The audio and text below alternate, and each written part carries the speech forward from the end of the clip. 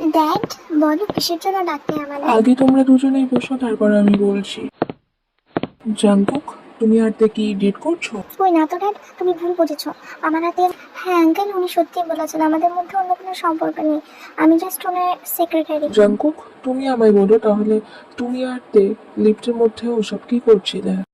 Dad, ওটা just একটা accident ছিল। ওটা অ্যাক্সিডেন্ট ছিল কি ছিল না আমাকে বোঝাতে এসো না, আমি তোমার বয়স ফিরিয়ে এসেছি, সো আমি সব কিছুই বুঝি।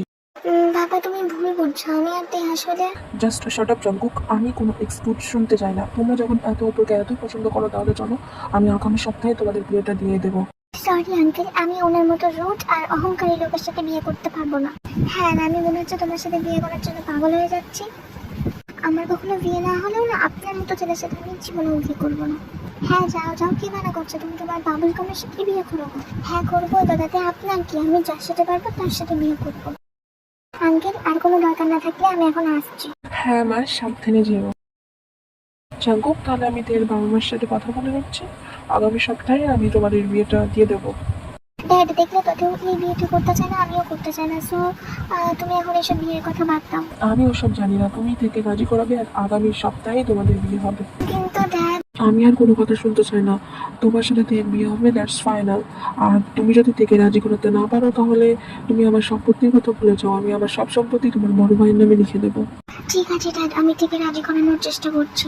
তুমি চাও হয় না চাও জাঙ্কুক বেটা, তেকেই তোমায় বিয়ে করতে হবে, কারণ একমাত্র তেই পারবে তোমার মতো অবাধ্য ছেলেকে টাইটি দিতে।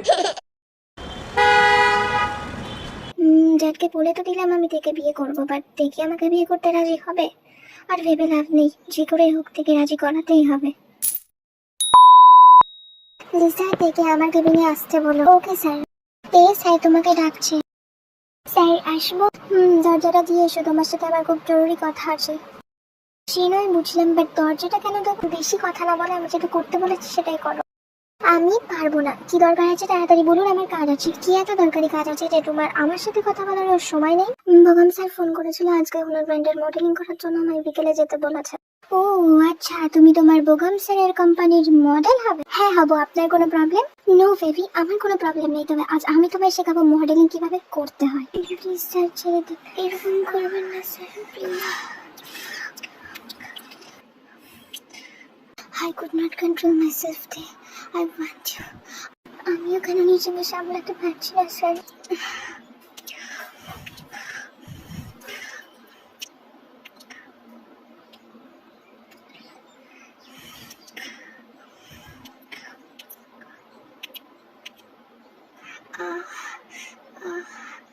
স্যার,